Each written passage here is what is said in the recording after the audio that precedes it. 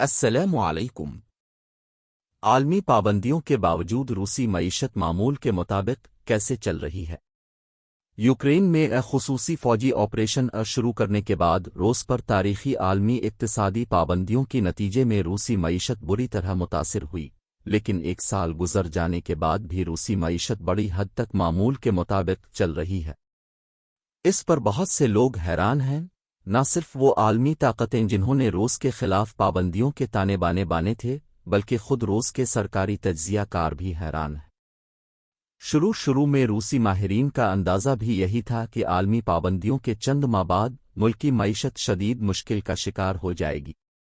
تاہم مختلف ذرائع ابلاغ کی تازہ ترین خبروں کے مطابق روس سے ہائیڈرو کاربن کی برآمد پر پابندیوں کے ساتھ ساتھ ملک میں مزدوروں کی عدم دستیابی اور تیل و گیس کی صنعت کو درپیش مسائل کی وجہ سے رواں برس کے آخر میں روسی معیشت کو شدید نقصان کا سامنا کرنا پڑ سکتا ہے۔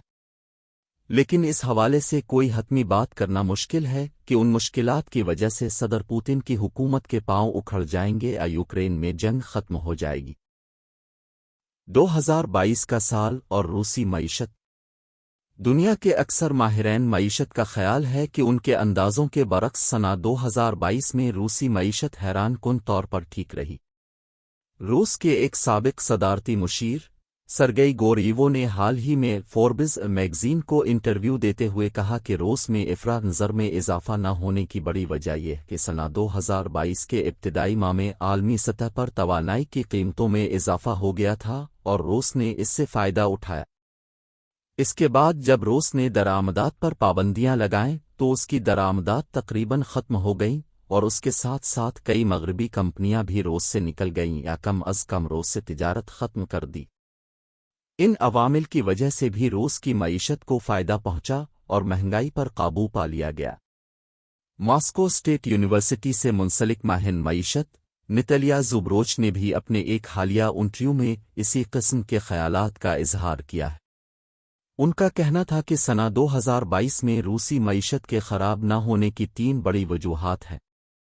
پہلی وجہ وہی ہے جو مسٹر سرگئی گوریوو نے بتائی ہے، یعنی توانائی کی قیمتوں میں بہت زیادہ اضافے کی وجہ سے روس کے زر مبادلہ کے ذخائر میں بہت اضافہ ہو گیا اور اس کے ساتھ ساتھ روسی درآمدات میں بھی کمی ہو گئی۔ نتالیا زوبروچ کے بقول اس سے روسی حکومت کو بہت فائدہ ہوا اور وہ ایک بہت اچھا سالانہ بجٹ پیش کرنے میں کامیاب رہی۔ دوسرا، روسی کاروباری کمپنیاں ممکنہ بحران سے نمٹنے میں بہت کامیاب رہیں، جس کی بڑی وجہ یہ ہے کہ انہیں مشکل کاروباری حالات کا مقابلہ کرنے کا بہت تجربہ ہے۔ نتالیا کہتی ہیں کہ ہم یہاں ترقی کی بات نہیں کر رہے، لیکن ہم مشکل حالات میں زندہ رہنے کے استاد ہیں۔ ان کا دعویٰ تھا کہ کمیونزم کے اختتام کے بعد سے روسی کمپنیاں 6 بڑے معاشی بحرانوں کا کامیابی سے مقابلہ کر چکی ہیں۔ سنہ 2022 میں روسی معیشت کے تباہ نہ ہونے کی تیسری وجہ بتاتے ہوئے نتالیا زوبروچ کا کہنا تھا کہ کچھ شعبوں میں روسی حکومت نے نہایت دانشمندانہ فیصلے کیے۔ ان فیصلوں میں ملک میں بینکاری کے نظام کو گرنے سے بچانا، چھوٹی اور درمیانے درجے کی کمپنیوں کو سرکاری ٹیکس میں عارضی چھوٹ دینا اور اس کے ساتھ ساتھ انہیں درآمدات جاری رکھنے کی اجازت دینا شامل ہے۔ اقتصادی پابندیاں اور دفاعی صنعت۔ اگرچہ یوکرین میں جنگ کے باوجود روسی معیشت ممکنہ تباہی سے بچی رہی، لیکن مغربی ممالک کی جانب سے لگائی جانے والی اقتصادی پابندیوں کے اس کی دفاعی صنعت پر کچھ براہ راست اثرات ضرور مرتب ہوئے ہیں۔ فروری 2022 میں یوکرین پر بھرپور فوجی چڑھائی کے چند ہی ہفتے بعد اطلاعات آنا شروع ہو گئی تھیں کہ روس کے ٹینک بنانے والے سب سے بڑے کارخانے یورلویگن زاوڈ کی پیداوار میں شدید کمی ہو گئی ہے، جس کی وجہ یہ تھی کہ مغربی ممالک نے ٹینکوں کے پرزے دینا بند کر دیے تھے۔ ان دنوں وزیر دفاع سرگئی شویگو نے اس فیکٹری کا دورہ کیا تھا تاکہ وہ ذاتی طور پر صورتحال کا جائزہ لے سکیں۔ ان کے دورے کے بعد آنے والی اطلاعات سے یہ اشارے ملنے لگے تھے کہ روس نے کسی طرح مسائل پر قابو پا لیا ہے، کیونکہ اس کے بعد پلانٹ نے پوری طرح کام کرنا شروع کر دیا تھا، بلکہ اب تو اس پلانٹ پر روس کو مزدوروں کی کمی کا سامنا ہے۔ جدید ترین خرد بینوں سمیت مغربی ممالک سے خریدے جانے والے دیگر پرزوں کی کمی یا عدم دستیابی کی وجہ سے روس کی ہوابازی کی صنعت کو بھی مشکلات کا سامنا کرنا پڑ رہا ہے، خاص طور مصنوعی سیاروں کی پیداوار میں۔ دیگر شعبے جو پابندیوں کی وجہ سے شدید متاثر ہوئے، ان میں بحری جہاز بنانے کی صنعت بھی شامل ہے۔ اس صنعت کو رواں دواں رکھنے کے لیے روس کو مجبورنہ چین کا رخ کرنا پڑا۔ تاہم اب بھی لگتا یہی ہے کہ عمومی طور پر روس کی دفاعی صنعت بہت زیادہ متاثر نہیں ہوئی ہے، اور وہ یوکرین میں جنگ کے لیے درکار بنیادی ساز و سامان ملک میں ہی بنا رہا۔ اس دوران یہ خبریں بھی آتی رہی ہیں کہ توپوں کے گولہ بارود کے لیے روس نے شمالی کوریا سے رابطہ کیا ہے، جبکہ وہ میزائل وغیرہ ایران سے لے رہا ہے۔ اس حوالے سے دیکھا جائے تو لگتا ہے کہ یہ خبریں قبل از وقت تھیں کہ سنہ 2022 کے آخر تک روس کے پاس ٹینک اور گولہ بارود ختم ہو جائے گا۔ تیل اور روسی معیشت۔ اگرچہ روسی تیل کی قیمت پر حد مقرر ہوئے اور یورپی ممالک کی جانب سے روسی تیل درآمد کرنے پر پابندیوں کو زیادہ عرصہ نہیں ہوا ہے، لیکن روسی معیشت پر اس کے شدید برے اثرات ابھی سے ظاہر ہونا شروع ہو چکے ہیں۔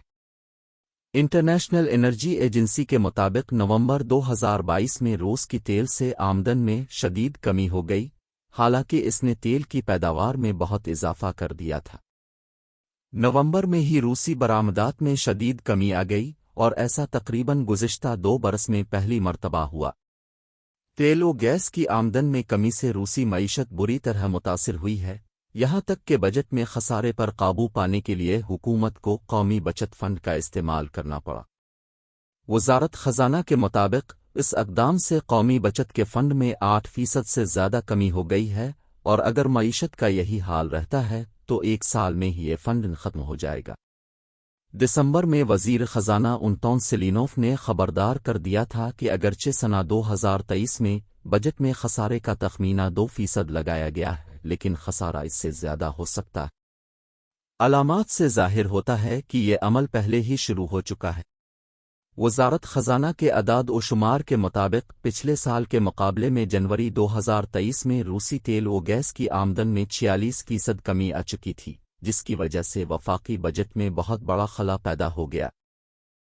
آنے والے دنوں میں کیا ہوگا؟ تجزیہ کاروں کا خیال ہے کہ جوں تیل و گیس کی آمدن میں کمی ہو رہی اور روس کو اپنے مالی ذخائر استعمال کرنا پڑ رہے ہیں، آنے والے دنوں میں ملک میں شدید مہنگائی ہو سکتی۔ فوربس میگزین کو انٹرویو میں روسی ماہر معاشیات سرگئی گوریوو کا کہنا تھا کہ جب دسمبر میں روس پر اقتصادی پابندیوں کے بعد تیل و گیس کی آمدن میں اچانک کمی ہو گئی تھی تو روسی کرنسی روبل کی قدر میں بھی فوراً 15 سے 20% کمی ہو گئی تھی۔ اگر یورپی ممالک کی جانب سے پیٹرولیم کی مصنوعات پر لگائی جانے والی نئی پابندیوں کے اثرات گہرے ہو جاتے ہیں اور تیل و گیس کی آمدن میں بھی مزید کمی ہو جاتی ہے تو روبل کی قدر مزید نر جائے گی۔ ایک یوٹیوب چینل کو انٹرویو دیتے ہوئے تیل و گیس کی صنعت کے تجزیہ کار میخائل کروتخن کا کہنا تھا کہ ان کے خیال میں روس کو جلد ہی مہنگائی کے بحران کا سامنا کرنا پڑے گا۔ ان کے مطابق اب صورتحال اتنی خراب ہو چکی ہے کہ روس کے پاس اس جنگ کو جاری رکھنے کے لیے زیادہ پیسہ نہیں ہے۔ گزشتہ سال کے مقابلے میں جنوری 2023 میں روس کے اخراجات میں تقریباً 60% اضافہ ہو چکا تھا، جبکہ آمدن میں 30% کمی ہو گئی ہے۔ اس کا مطلب یہ ہے روس کے مالی وسائل ناکافی ہو گئے ہیں۔ آخر وہ اس خسارے کو کیسے پورا کر سکتا ہے؟